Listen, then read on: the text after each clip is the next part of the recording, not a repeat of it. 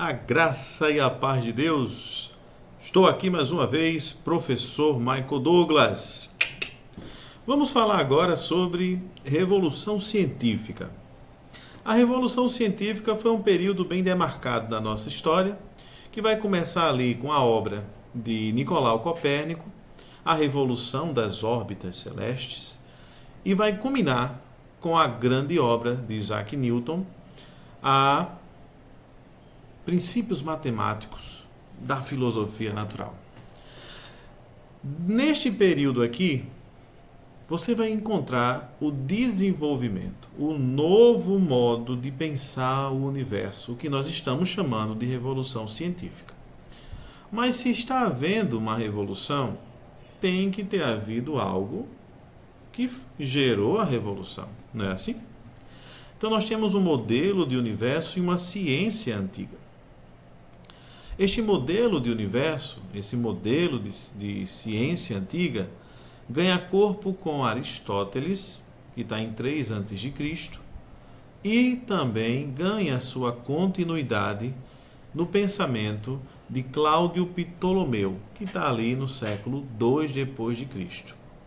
Então vamos entender como é que o universo foi pintado para nós, este universo que perdurou na nossa mentalidade por 1400 anos. Só vai perder sua força a partir das ideias de Copérnico. Por isso ele é importante, tá? A gente vai chegar lá. Então Aristóteles, ele vai fazer uma análise do universo e vai chegar à conclusão de que os astros são dispostos pelo seu peso. Desta forma, o astro mais pesado é a Terra. Por isso ela está no centro do universo. E ela está imóvel, vai dizer Aristóteles. Logo em seguida, no século II depois de Cristo, nós vamos ver na obra Almagesto do Ptolomeu, o primeiro grande tratado astronômico que nós vamos ter no mundo.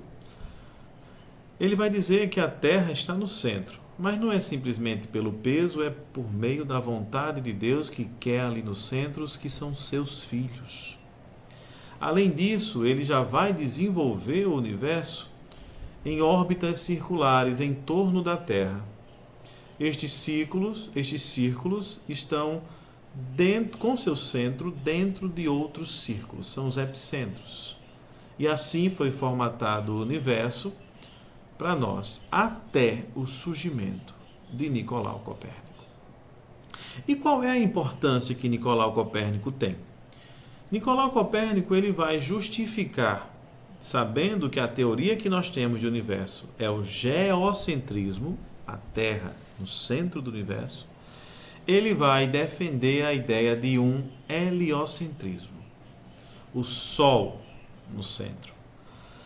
Vai ter problemas de inquisição, tem muitas outras questões aqui, mas uma coisa que é importante você saber é que esta obra não é definitiva e ele não pintou o universo que nós conhecemos hoje. Para ficar parecido com o universo que nós conhecemos hoje, teve ali a participação de outros grandes filósofos cientistas, Tycho Brahe, Johannes Kepler, Giordano Bruno, grandes homens que, a partir de suas contribuições, tiraram essa ideia de órbitas circulares, pensaram a possibilidade de infinidade no mundo, conseguiram entender que não há uma centralidade, conseguiram entender os movimentos dos astros e é como o modo que nós conhecemos hoje. Nós agradeçamos a Copérnico, que introduz essa ideia que muda todas as perspectivas humanas. Copérnico, quando diz que não é a Terra que está no centro, é o Sol, ele tira a Terra da centralidade e o homem se pergunta: então nós somos mais um planeta? É possível haver outros povos em outros lugares?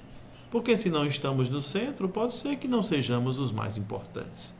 Então, essa mentalidade vai se expandir em todas as áreas. Não é simplesmente na astronomia, não é simplesmente na religião. Uma mudança plena está acontecendo aqui. Mas dando sequência à revolução, científica, nós vamos nos deparar com alguém que se tornou imprescindível naquele momento. Nós estamos falando aqui de Galileu Galilei. Galileu Galilei ouviu falar de um instrumento que aumentava o poder da visão. Ele tomou posse e criou o dele mesmo, fazendo com que o seu instrumentozinho, a sua luneta, tivesse 30 vezes mais capacidade de olhar. Em outras palavras, você está diante de um cara que ousou olhar para o céu. Aquilo que era sagrado se tornou para Galileu objeto de estudo. E ao contemplar o céu com a sua luneta, o seu brinquedinho novo, ele vai chegar a características que antes não eram pensadas. Voltando para Aristóteles. Aristóteles vai dizer que o mundo é dividido em dois. Cuidado para não confundir com Platão, mundo das ideias e mundo sensível. Nada a ver. Aqui é totalmente cosmológico, tá? Não é epistemológico. Não está interessado em conhecimento. Está interessado em saber como é o universo. O mundo ser dividido em dois por Aristóteles significa que existe um mundo abaixo da Lua e um mundo acima da Lua. Este mundo abaixo da Lua, sublunar, ele é caracterizado pela mutabilidade. Ele acaba, ele morre, então é imperfeito. E o mundo acima da Lua, onde está o Sol e mais alguns planetas, ele chamou de mundo supralunar, que é um mundo perfeito e eterno. Galileu Galilei vai ser o primeiro a quebrar essa ideia de diferença no universo, mostrando que o universo é uma coisa só. As suas constatações com a luneta vão abrir a mente de mais e mais pessoas e cada vez a ciência vai se abrindo a essa aventura que é descobrir as facetas do mundo. Galileu Galilei também vai dizer uma coisa muito interessante, que chama a atenção no período. Toda a tentativa de explicar a ciência de Copérnico, de Kepler, de Barre, do Bruno, todas elas são tão especulativas quanto a tentativa de Aristóteles e Ptolomeu. Porque está faltando para eles aquilo que é essencial para entender as coisas do mundo, que é o método científico. A necessidade de uma justificação, de observação, de experimentação, repetição, se torna evidente na filosofia e na ciência de Galileu Galilei, que acredita que tudo tem que ser justificado e ratificado por princípios matemáticos. Este cara, então, arrebentou a boca do balão e deu um novo sentido ao modo de fazer ciência, principalmente aqui uma astronomia. Outra coisa interessante do Galileu, que quem é cristão não vai gostar muito, mas vai concordar, ele não aceitava a ideia que Deus estava, por exemplo, tentando ensinar como o universo funciona por meio da Bíblia. A Bíblia, ela tem uma função: ensinar como ir ao céu. Mas para entender o céu, isso não é a Bíblia que deve explicar, são os livros de ciência. Você imagina a Inquisição em cima dele, né? Aconteceu. Então, ele vai deixar bem claro que toda a ciência tem que ser separada da teologia. Eles não são contraditórios, eles são compatíveis. Mas não significa que um pode tentar explicar a área do outro.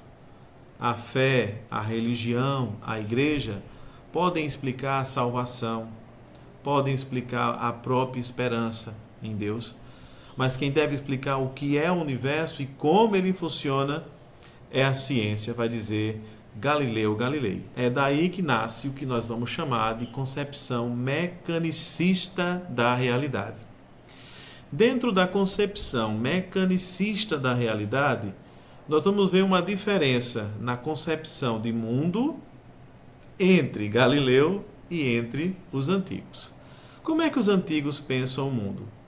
O mundo está na mão de Deus e tudo que ocorre é vontade de Deus ou é permitido por Deus.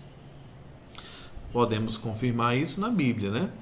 Nem uma folha sequer cai que Deus não tenha conhecimento disso, sem a permissão de Deus. Galileu Galilei e outros filósofos mais tarde, por exemplo, René Descartes, vão defender essa concepção mecanicista da realidade, que significa que o universo ele é dotado de leis próprias, que Deus, quando cria o universo, ele não precisa ficar segurando o universo. Deus simplesmente dá ao universo as próprias qualidades, suas próprias leis, e ele funciona de tal modo que possibilita ao homem entender esse mecanismo e dizer e explicar a ciência, não a igreja, o que é esse mundo, o que é esta realidade. Ok? Qualquer coisa é a mesma coisa e eu vou estar por aqui sempre. Um abraço, felicidades e até mais!